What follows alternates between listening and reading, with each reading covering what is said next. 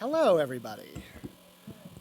These lights are blinding, but it's very exciting to be here and on the big screen. Um, as was stated, my name is Stephen Burkitt. I work at Horizon House. I use he, his, him pronouns, and I'm very happy to be here today in person. Over the last couple of years, I've done a couple of the Harvest Full of Hope conferences. However, it was always remote. So now we're back in person, so that's pretty cool. So, as it was mentioned, I've done a couple of different things in my career at Horizon House, starting as an intern and then getting into direct service, where I spent many years before working in program management and then ultimately transitioning over to work as a trainer. One of the things that sort of had my eye on and challenges with over the years and was always fascinating to me was the question of engagement and really helping people engage in their services, in their recovery, and really getting back to the lives that they want. And when I was in direct service, kind of started with an assumption that everybody wanted to be there. The folks that signed up for the programs that I worked with, that they signed their consents, their releases, and they were kind of telling us in writing, so we thought, that they wanted to be there. But that was not always the case. And in many of the different types of services that I worked personally in and then have worked with as a trainer, seen this issue of engagement causing challenges, certainly for folks in their own recovery process, but also for our staff, the departments that they're working in. And so I really wanted to use today to focus on some things that I've picked up over the years and would love to share with you all that ideally can help people to actively engage in their recovery and keep coming back into their services. So that's what I'm going to be talking about today. Let's see. Okay, so I want to just go through our objectives for this morning. We're going to look at a couple of different definitions of engagement. What does it really mean? And we're going to look at different challenges from the participant perspective, from the staff perspective, from the agency perspective, and really from the system perspective that can often cause challenges in engagement. But certainly if we're going to discuss the challenges, we have to talk about what's going to help us to overcome those challenges. So we'll talk about, or I'll talk about, a number of strategies that can be helpful. Some evidence-based practices, including recovery-oriented cognitive therapy and motivational interviewing that through the use of the skill sets in these approaches can really harbor trust and find out what folks want for themselves. So we'll touch on that. Talk a little bit about a trauma-informed approach and the role that plays in, and again, drawing people into our services and recovery-oriented care, as well as the impact of environmental factors and interpersonal factors, how we are engaging and interacting with folks. So for the next hour or so, that's what I'll be talking about. All right, starting with some definitions. See all those real big behind me. First definition, engagement refers to the extent to which a client actively participates in treatment. So, are they showing up? What are they doing when they are there? Are they participating in activities or not? Another definition we have, actions that individuals must take to obtain the greatest benefit from healthcare services to them. So I think of this definition as, we maybe all go to our primary care doctors for various things, and our primary care doctors tell us different things that are going to be helpful for us in our health, and how much are we actively utilizing those things and benefiting from that advice and information. So that's what that definition is looking at. The third definition, I like this one, establishing a relationship with a prospective client for the purpose of developing interest and involvement in treatment. So that's kind of getting at the heart of engagement, the individual's interest in actually participating in this. What's in it for them?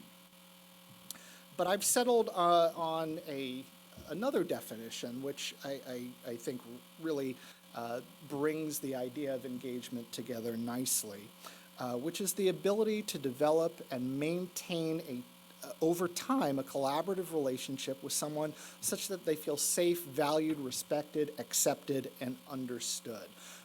So this idea of the importance of our relationships with the folks that we're working with, provider relationships, and really focusing on the importance of safety, that, hey, you can come here, you can come into our service, you can have me into your home potentially, and it's going to be okay.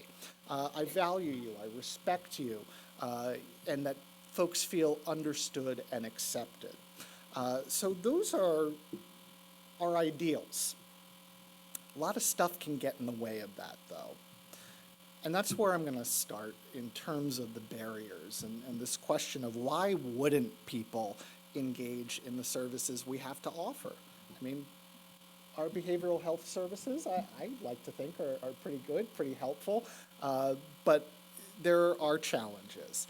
So for some individuals, this comes down to internal and personal factors, things going on inside.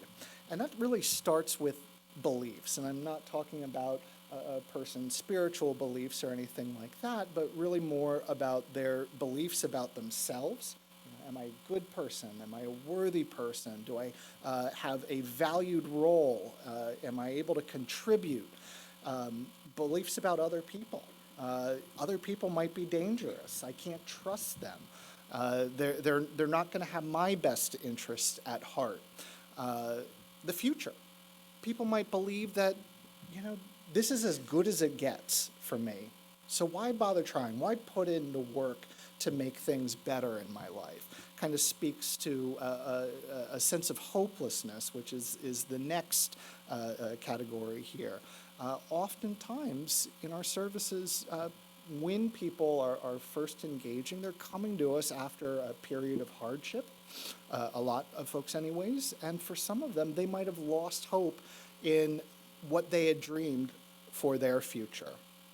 And so again, the idea of participating in behavioral health services might not be all that appealing if you have the idea that, what is this really going to change in my life? Some folks are coming into our services if folks are familiar with the stages of change, in a sense, a pre-contemplation, thinking that essentially they haven't seen the challenge or problem that others might see, and so if it's not there, what's the need to address it? Or ambivalence, which would be kind of contemplation, which is sort of feeling two ways about the same thing. I'm not sure about this service and what it has to offer for me. However, things aren't going great right now, and maybe I could need some assistance. So people have to sort of juggle those two things. Accessing motivation.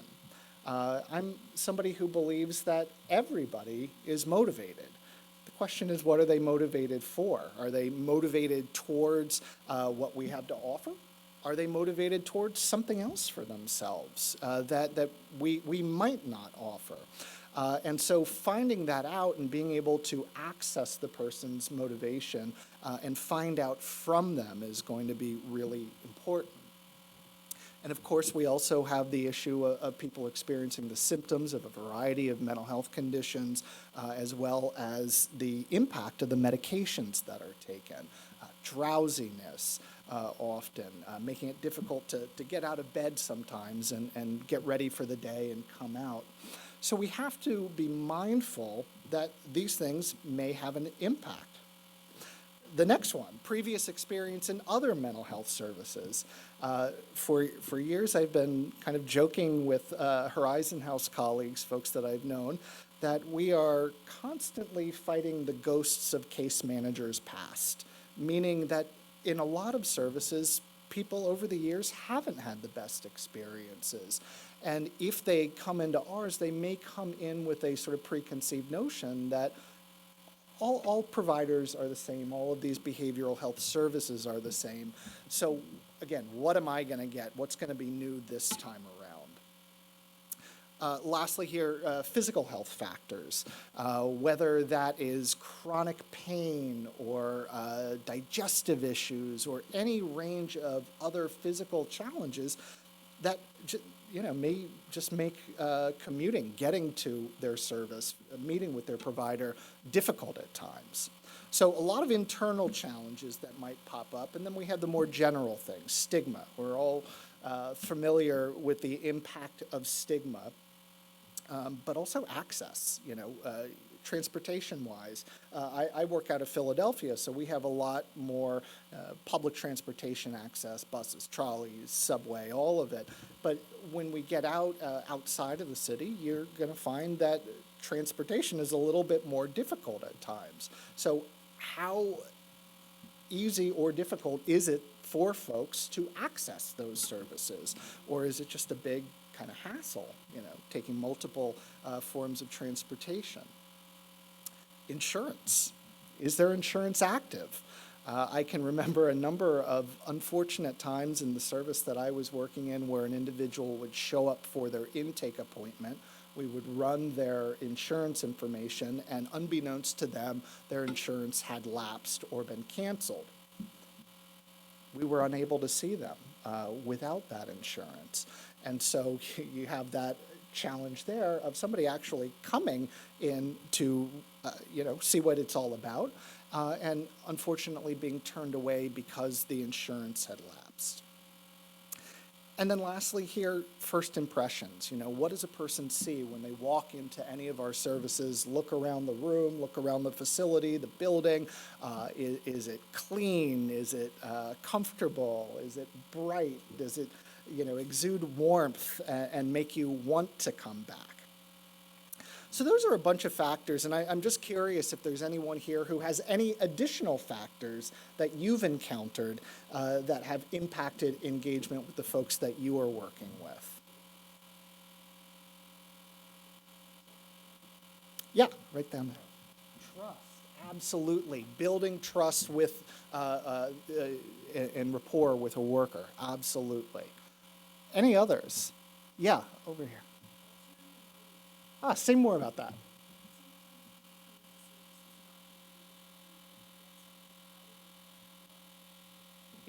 Yeah, we used to pass out trans passes in the service that I worked in. Trans pass, I don't think we use them in Philly anymore, but basically it was a monthly pass. You could go wherever you wanted on public transportation. And what we would often find once we gave a person the pass, that our service was not one of the places they wanted to come until the next month and get their pass. So yeah. Lack of childcare, absolutely, for adults with kids. And it's very interesting as we come out of the pandemic, things are changing, a sense going back to where things were, and the childcare issue is coming up all over again. Yeah, over here. Yeah, some pushback. As I started with, not everybody necessarily wants to be in our services, and yet whether it is a family member, another worker, excuse me, a hospital even, determining that, hey, this is your next step, so go, without ever necessarily determining that that's what the person wants.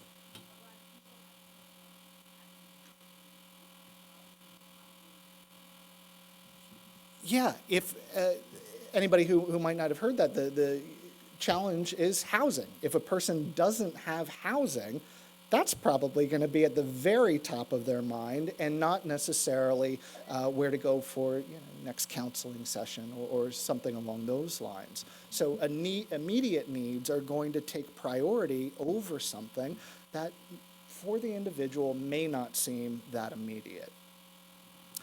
Thank you all.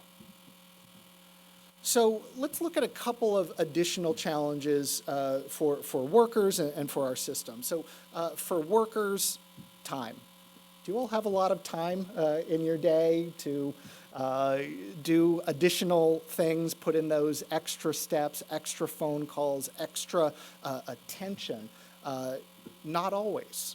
And I know from my own observations, when those things are happening, when people feel that time crunch, their patience is not always there, and they begin to feel overwhelmed.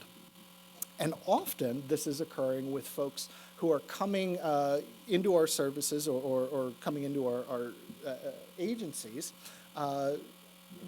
getting their first jobs, and may not be so familiar with what goes into this work and what to expect from it. So different levels of experience can also play an impact. How much training do staff get, and do they have the time not just to engage in the training, but then to sort of rehash and reconsider what was learned and discussed in the training so it becomes part of their approach and really sinks in with them. How much support are staff getting, whether that's from their immediate supervisors, from the agency, infrastructure, et cetera, probably depends from program to program, service to service. I know that one of the things that I've seen over the last couple of years, and maybe this is familiar, certainly during the pandemic, was being more short-staffed in our services than really ever before, and having a very difficult time rehiring or getting our services back up to where they were prior to the pandemic.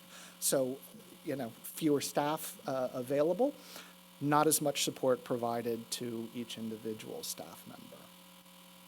And our staff, do they have the cultural competency and awareness to really be able to engage with the differing and variety of people and traditions that are going to be coming through our services?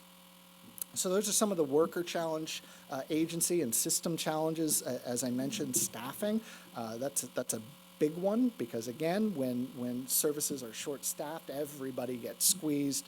Our participants get less individualized attention. What is the space like? Is there enough space? How warm and inviting is the space that is there?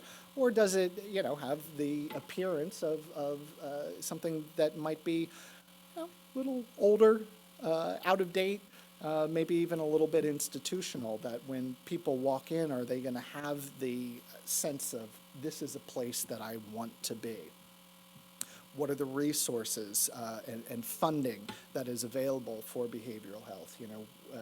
As important as the work is that everybody does, we are one of those types of services or fields that tends to be not funded at high enough rates, which impact everything. And again, what is the training that is available and the support that is available for staff? What are our policies, our procedures, and our regulations doing, and how does that impact the staff focus specifically on engagement? Or per policies, procedures, and regulations, are we pushed to really kind of get into a person's history and all of the experiences that they've had before we've developed that trusting relationship? Somebody mentioned trust as one of the foundational issues and challenges. And, I can't speak certainly for everybody here, but in the documentation that I've seen in my own agency, we are being asked to really identify some of the most personal information that folks have experienced in their lives before we've had that opportunity to develop a relationship.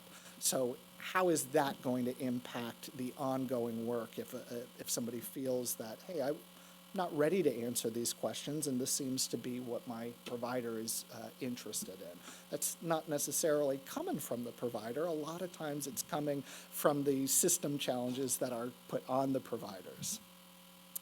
And lastly, Are evidence-based practices being used, EBPs? An evidence-based practice, I'm going to talk about a couple today, but essentially the EBP is just an approach that has been demonstrated to bring better outcomes for whatever the situation is. And so how many of our organizations and services are actively investing in training around evidence-based practices and having ongoing support to make sure that they're being used as intended. So a lot of challenges. I mentioned beliefs at the top of the participant challenges, and there is a really scary statistic in the public behavioral health system, which is that up to 90% of individuals receiving services in the public behavioral health system in the country have some kind of trauma. So almost all of the folks that we work with have experienced trauma at some point in their lives. And so these beliefs are likely going to be pretty common with different folks we're working with. Beliefs about self, people feeling that they're unsafe, worthless, weak, that whatever happened was their fault. Beliefs about other people, that they can't be trusted, that they're going to take advantage of me, or that people just don't understand me. And beliefs about the future. This is where we get to hopelessness and the world not being safe, no point in trying. So if a person has these sort of experiences and has developed these kind of beliefs, the general outcome of that is isolation, disengagement, and disconnection. So those things in and of themselves speak to the difficulty with engagement. But the beliefs go on. For folks who are living with schizophrenia, many folks will experience negative symptoms. These are anhedonia, avolition, asociality, and just put little definitions. Avolition, having difficulty motivating oneself, get up and go, initiating activities. Anhedonia is low expectations of enjoyment in activities that were previously enjoyable to a person. So if you're working with somebody who used to be really into basketball, played for their high school team and whatever it was, and they may no longer believe that will still be enjoyable to them and therefore not participate in it. Asociality, having difficulty socializing with others, not believing that they have anything that to offer to a relationship, to a conversation. Poverty of speech, just lacking speech, and the limited range of affect that people can have. We often talk about a flat or a blunted affect. Associated with these kinds of experiences are often what we would call defeatist beliefs. Why bother trying? It's not going to work out, or I'm only going to fail. Negative expectancy, I won't enjoy myself. People won't like me. Beliefs about energy, I'm not going to have enough energy to participate in this activity. I got to conserve it for later. And then asocial beliefs. I just want to be left alone. Again, all of these beliefs, the outcome is often going to be isolation and disconnection, avoidance as well. And then some of the positive symptoms of schizophrenia and the beliefs associated with those. For folks who hear voices, consistent beliefs that are found are often about control, credibility, and power. So folks that do hear voices might believe that the voices are in complete control. They can come and go as they please, and I have no power over it. Or credibility, that the voices are telling them the truth, and so I need to listen to them and even listen for them to hear what they're going to say, or that they have power. They can follow through. If a voice is telling me that if I do a certain thing, if I go to this program, if I take this pill, something bad will happen, people often believe that the voices have the power to follow through on whatever that threat is, and so they comply. And then people with grand beliefs or persecutory beliefs, vulnerability, beliefs about being in danger, self-protection. Again, all of the outcomes associated with these kinds of beliefs tend to be isolation, avoidance, and disconnection. So if we think about the experience of people who have significant trauma histories, who are living with some of the symptoms of schizophrenia, their experience is, from the gate, creating challenges with engagement. And it's up to us as providers to try to engage and connect with the person. So how do we do that? In our services, some of our services at Horizon House, we practice an approach called CTR, which is short for Recovery-Oriented Cognitive Therapy. They would have called it ROCT, but that sounds a little too much like ROTC, the kind of early military training, and this is not about that. This is an adaptation of traditional cognitive behavioral therapy. Dr. Aaron Beck was actively involved before his death in the development of this, and we had the good fortune of working with the folks at the Beck Institute to learn all about recovery-oriented cognitive therapy. And the approach starts with this idea of drawing out and activating what we call the adaptive mode. The adaptive mode, it can really just be thought of as, what are people like when they're at their best? What are they doing? Who are they doing it with? And if you all think about your own lives, I imagine you think about different experiences you have when you're at your best, whether it's spending time with family and friends, watching a game, listening to music, cooking together, whatever it might be, that when we're doing those kinds of things that are important and valuable to us as individuals, tends to improve our mood, tends to improve our focus and attention on things. And for a lot of the folks that we might work with in our services, that improved attention means less focus on any kind of symptomatology, hearing voices, for example. Yeah.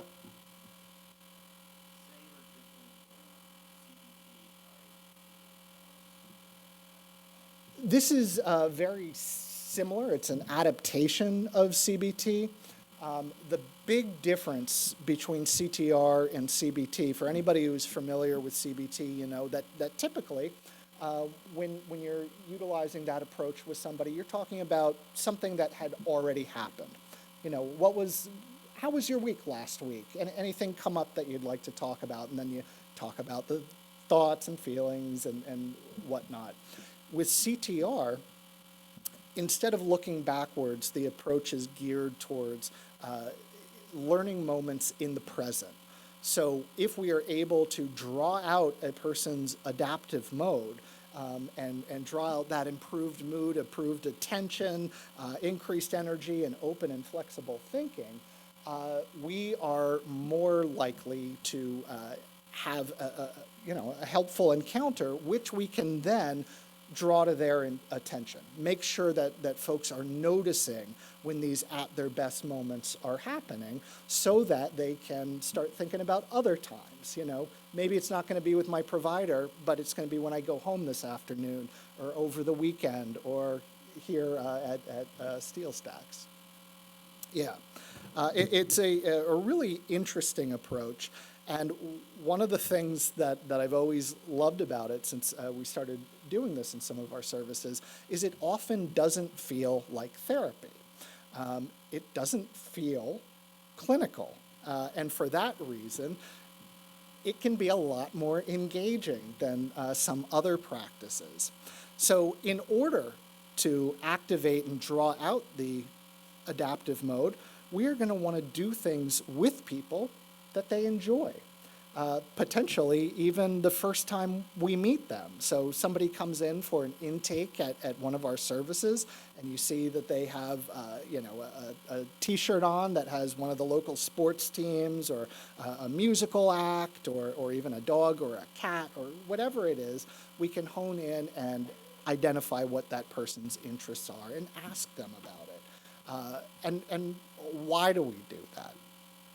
Well, one, it shows that they're human and we're just trying to draw out some connection here and engage. But it can also draw out more positive and helpful beliefs that I have something to offer. I'm a good person. I'm a capable person. I have control over aspects of my life, including I can decide to come here or not come here, which folks often do. A lot of different ways that we can draw out the adaptive mode. And you see some examples up on the screen. So this is actually kind of a hierarchy where the simplest way to draw out this adaptive mode is simply by engaging a person in pleasurable activities. Playing a game, listening to music together, talking about things that they enjoy. Whatever it might be, coffee. Coffee is a really good engagement tool. Discussing interests, sort of next level, but that provides an opportunity for a person to kind of tell us about them. Who are they? What drives them? What are their skills? What do they like to do? What brings them joy? And again, this is very different than talking or having a conversation about symptoms or crises or some of the other things that might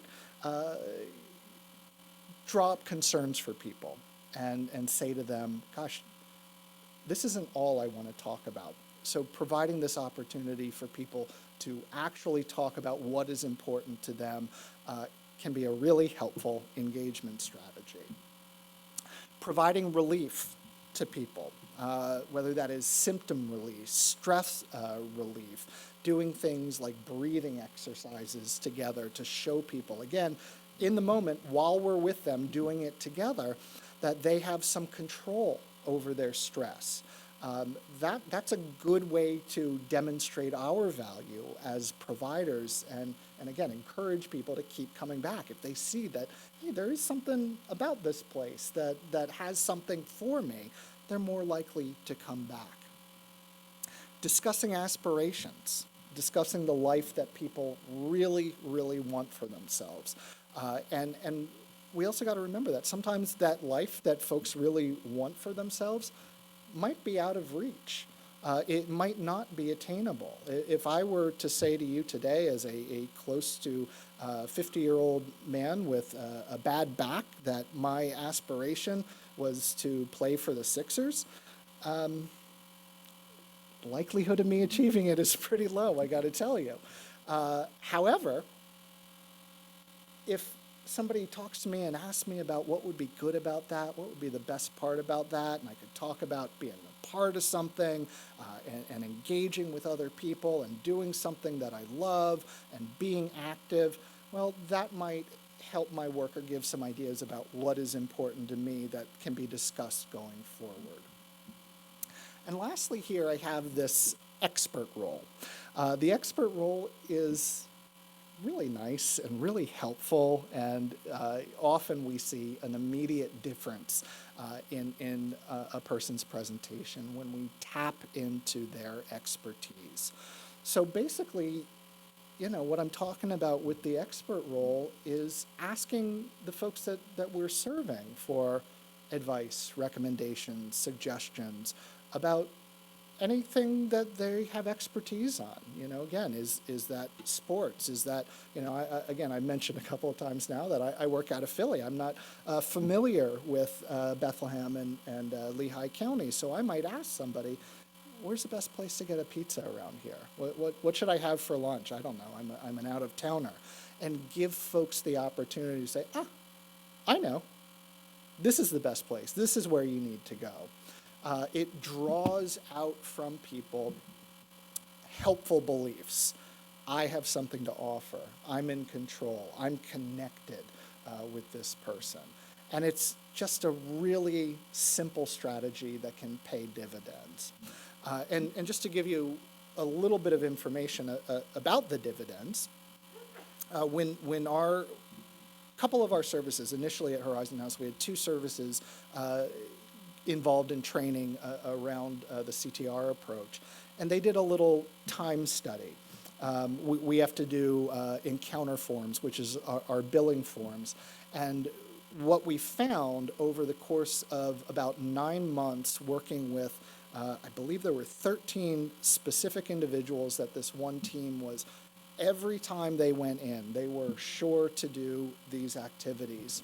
And they were doing these things with people who had been most difficult to engage, low service utilizers, folks who, when you knock on the door to go see them, you can see them peeking through the blinds, but they're not answering the door for you.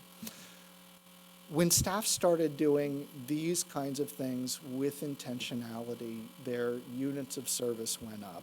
And that is, it's a financial measure. It's not necessarily a measure of how people are actually doing, but it was also a measure of how much contact we were having. And starting from a place where we were having very low contact with folks to doing something a bit different in our work with them, we saw those numbers go up and up, which said to us, okay, this is helpful.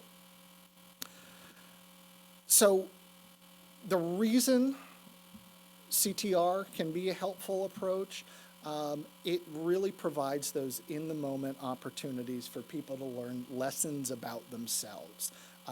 So if you're able to draw somebody out to participate in an activity, a game of cards, listening to music together, dancing around as you're listening, that same person who might have shared with you that, I'm not going to enjoy it, why bother, may have a very different experience. And so if we can help them to notice that in the moment that it's happening, and we do that repeatedly, drawing that conclusion over and over again, we can help people to see that, hey, maybe I didn't think I was going to enjoy myself going on a walk, going for coffee, going to the park, watching a game, and yet I did. So maybe it would be worthwhile to do more of that. The value of doing more.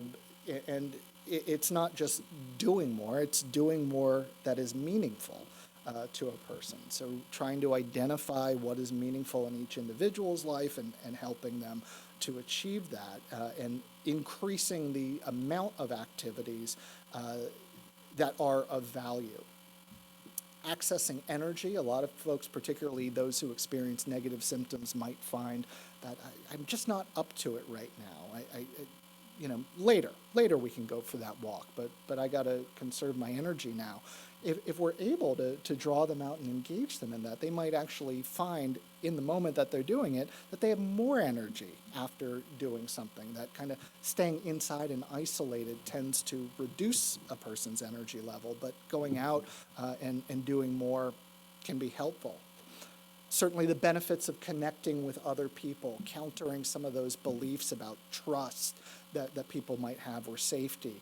If we are able to help a person recognize that they can feel safe and comfortable and trust in us, then we can also help them to see that, well, maybe they can have that with other people too, and help increase the amount of connection in their lives. And really have an opportunity for folks to understand their own personal capabilities. And doing these things tends to strengthen the therapeutic alliance. The working relationship that we'll have with people, again, tends to be strengthened if they feel valued, connected, energized in what they're doing. So that is our CTR work. And for anybody who might have interest in CTR, I would recommend that you check out the Beck Institute website. There's a lot of information. I think it's just beckinstitute.org, or if you do a Google search on Beck Institute, you'll find a lot of the work they do, not just in CBT, but also in CTR. So motivational interviewing is another one of these evidence-based approaches. In fact, I think the latest statistic, and I might have this wrong, but I think that there are 2,400 published articles on motivational interviewing reviews, just to give you a sense about how researched it is. Very researched, and it can be really helpful. And I think of motivational interviewing not just as an approach to help people sort of reduce ambivalence or resolve ambivalence around behavior changes. It can also just be used as a communication strategy, thinking about the spirit and the skills of motivational interviewing and how to implement those things just in our everyday interactions with somebody can make a big difference. This involves demonstrating genuine curiosity, authentic curiosity about a person, about their situation. Intentional efforts to build rapport and trust. The first task in motivational interviewing is engagement. And the authors, the folks that are spearheaded motivational interviewing practice really say, until you have fostered that engagement, that connection, and that relationship with somebody, can't really move on to the rest of the work, to the focus of what we're doing, and to planning how it will be done. The relationship has to come first. And there's been some research to show that MI can help really increase participant engagement. People like when we are using these communication strategies. They feel heard, they feel understood, they feel respected, valued. And also, if we use MI during our intake assessment, when we're first starting out, it can increase retention. So not only do people come, but it can help stay, making sure that folks continue. So it can be helpful in that regard. And what the developers, Bill Miller and Stephen Rolnick, have said about motivational interviewing, particularly about the spirit of motivational interviewing. One, it's not the spirit is not what we do, it's how we do it, it's how we approach people, how we work with them. And the developers said that this is 80% of motivational interviewing practice.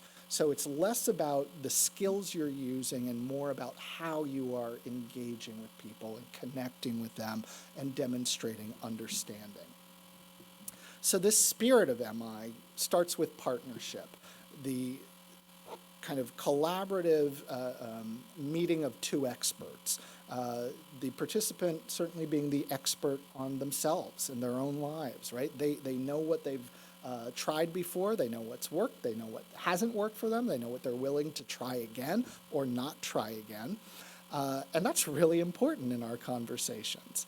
But we also, as providers, are bringing expertise, whether that's our work experience, our life experience, our education backgrounds, navigating all of different systems of care and resources. It takes a lot of knowledge. So the first part of this spirit is how we bring these two experts together, and that's partnership. Acceptance really looks at accepting the person as who they are, seeing their strengths. Compassion is caring about the individual and their well-being and putting their needs ahead of our own. And lastly, empowerment. This previously was referred to as evocation, but the book or Motivational Interviewing, Helping People Change, the 4th edition came out a year or so ago, and they updated this from to empowerment from evocation. Basically the same thing, though, really looking at a person's strengths and empowering them to utilize them in a way that's going to be helpful for them. So I'd like to play you a little video about the spirit of motivational interviewing. I think it's about 5 or 6 minutes long, and I find it to be a really helpful overview of this practice. Hello again, this is Dr. Bill Matulich with my dog Spot. Welcome. Today's lesson is about the spirit of motivational interviewing. There are two important pieces to the practice of MI. One piece includes all the techniques and strategies and tools that are used in motivational interviewing, and the other, perhaps more important piece for the ethical practice of MI is called spirit. Miller and Rolnick say that doing MI without consideration of the spirit is like trying to sing a song without any music. Spirit guides the practice of motivational interviewing like a steering wheel guides the motion of a car or tracks guide the direction of a train. Without this philosophy and perspective, MI is just a collection of tools with which to manipulate clients to do what they may not really want to do. The spirit of motivational interviewing is also the foundation upon which the practice of MI is built. It's like the roots of a plant, both supporting and nourishing the practice of MI. MI spirit is summed up in four important words: partnership, acceptance, compassion, and evocation. We'll take these one at a time. Partnership describes the nature of the relationship between client and clinician. The clinician brings expertise by way of education, training, and experience, while the client knows herself better than anyone. So a partnership of these two experts working together to achieve a common goal is honored in motivational interviewing. The opposite of partnership is a relationship in which the clinician believes he is the only expert in the room, knows what the client needs to do, and tries to convince her in some way to change. This might be called a paternalistic relationship. In a partnership, the clinician and client work together as equals. Motivational interviewing is done with and for a client. The clinician expresses interest and support, and the clinician is a companion and witness to change. In a paternalistic relationship, on the other hand, the client is a passive recipient of the clinician's expertise. MI techniques are done on or to a client. The clinician tries to persuade and argue, and the clinician is the expert who directs and is responsible for change. Acceptance is the second word to describe the spirit of motivational interviewing. It's a related concept that refers to the clinician's deep appreciation for the client and her worldview.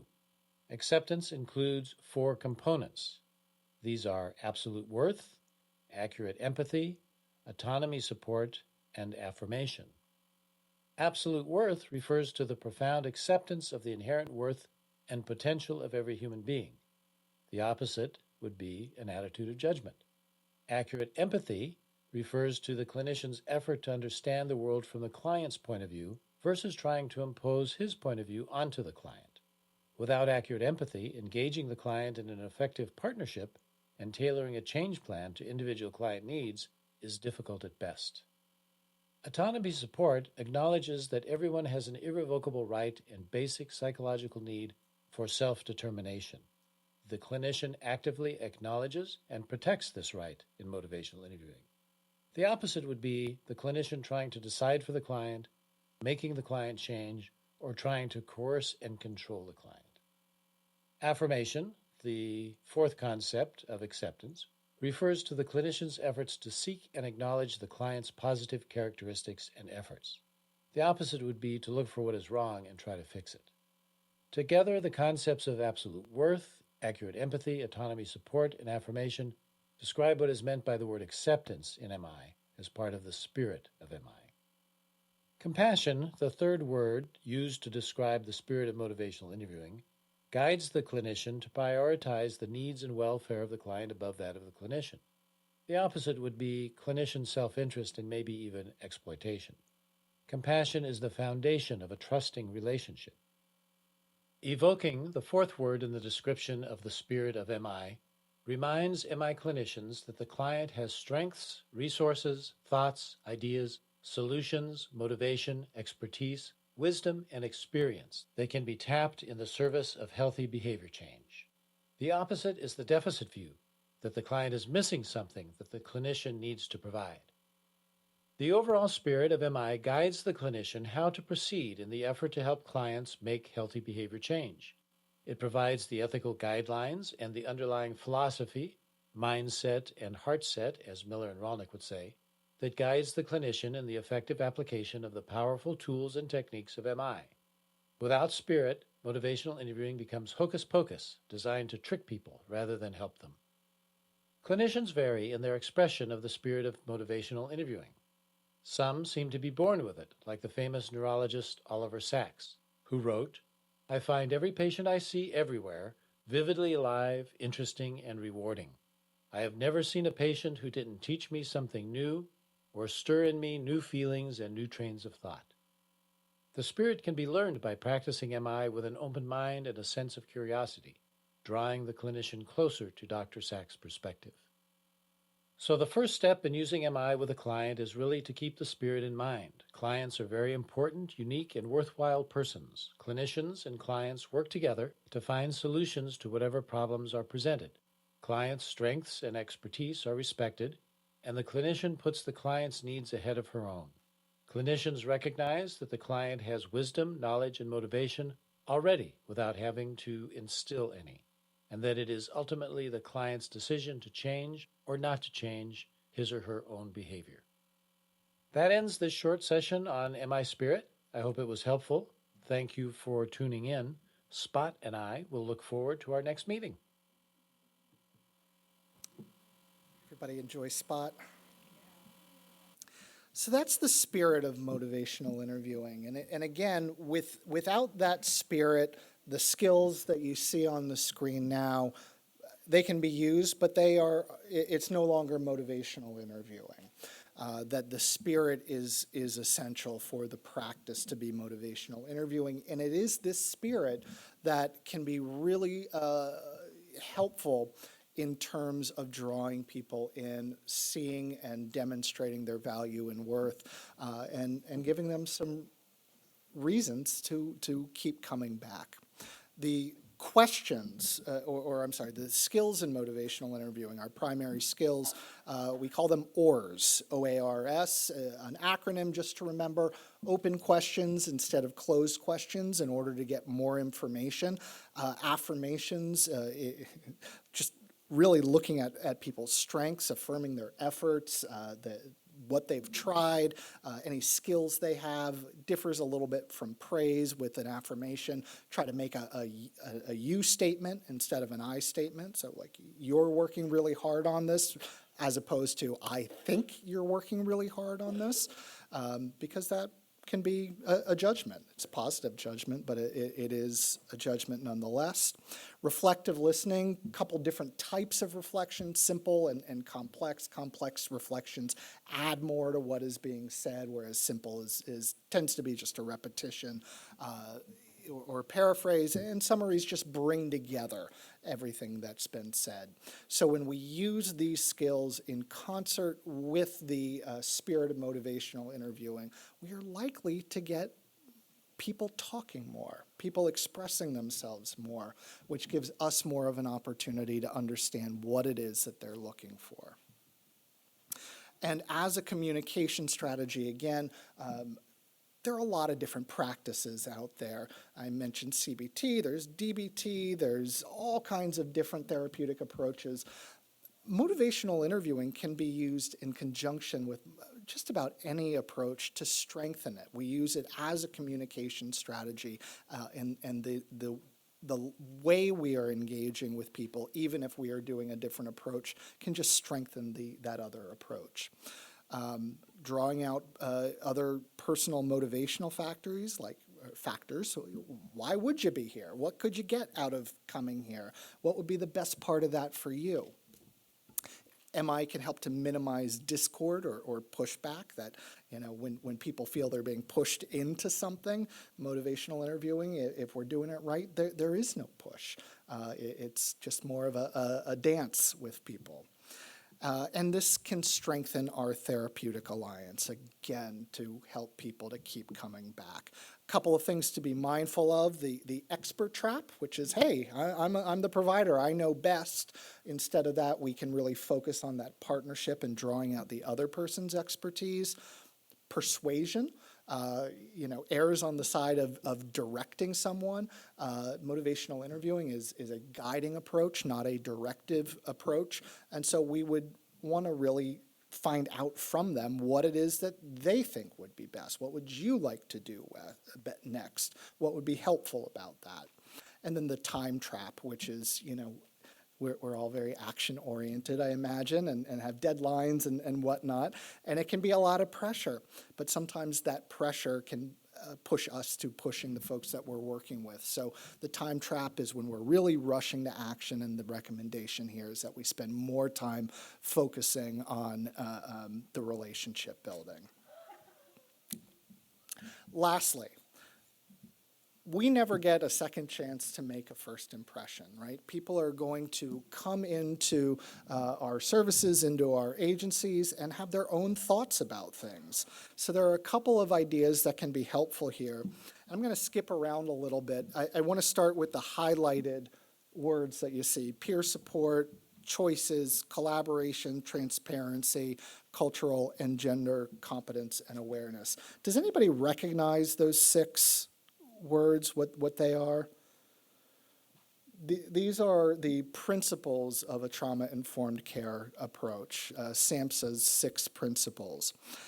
And so a part of our work, again, is to be mindful of the significant trauma people have experienced in their lives and engage with them in such a way that recognizes and understands that, is sensitive to that, and work with people in such a way where, for example, we're being transparent, letting people know what it is that they can expect from our services, what they can expect from us as individuals, and what we would expect from them, folks who are engaging in our services.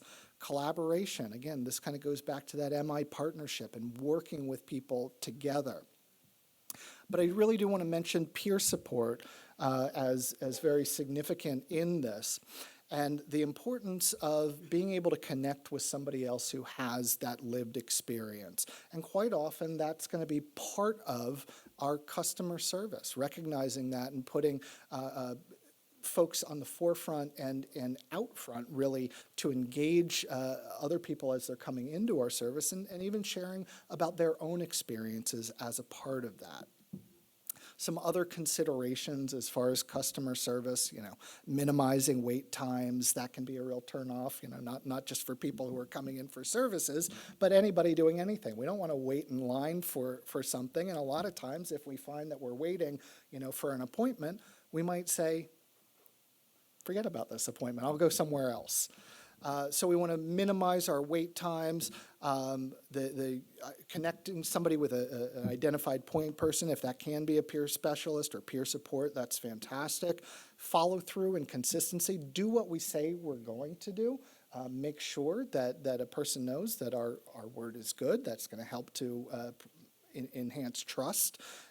Being attentive, being more attentive to the person than we are, for example, to our personal devices and cell phones, that, there's nothing worse than walking in for service, and I've seen this a million times in my services, and the person walks up and there's a couple staff people with their phones out and the person's just waiting there to be recognized. So, let's put the phone down. Being flexible, providing choices is important. What kind of service? Who would you like to work with? How would you like to engage in your recovery? Transparency, I mentioned. Culture and gender competence and awareness, being mindful that everybody is coming from different walks of life, different experiences, different histories, and the more we can learn from folks, the more we can individualize our approaches with them. And then also thinking about the environments that we work in, are they welcoming, are they clean, is there information and resources available, do they act as hubs so people might come into your service but find information about all kinds of other things, social activities, weekend activities, all kinds of other things that are going to be of interest to them. And lastly here, safety, which perhaps is most important. Do people feel safe engaging with us as individuals, being at our sites, being in our services? So a big part of this and part of the trauma-informed care approach is thinking about how you provide these 6 different principles and focus on them in your own services. So, all right, there we go. So to wrap up, I really just want to ask you all a question, which is, what are you already doing or what will you be doing to help people identify their own reasons to keep coming back and to engage in their recovery? Any thoughts out there? Yeah. Instill hope. And how do we instill hope?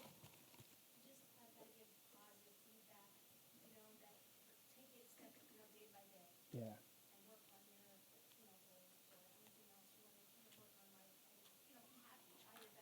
Yeah.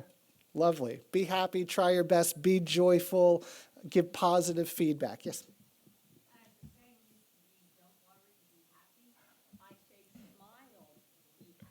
Yeah.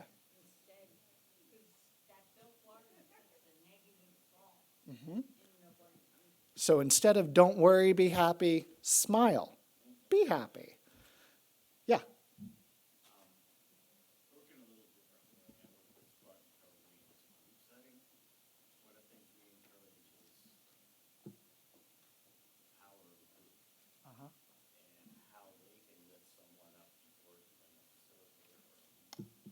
Yeah.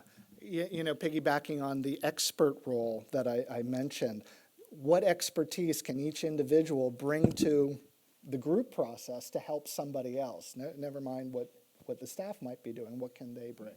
Yeah. Share my lived experience, like I have experience with setbacks, so they don't have to feel like they're a failure if things aren't going well for a period of time. Yeah. Normalizing things through that shared experience, letting people know you're not alone here. Other people have experienced similar things, and we can still keep going forward and recover. I think I'm a minute or so over time, so that's probably a good time to wrap. I want to thank you all for choosing this presentation and having me here.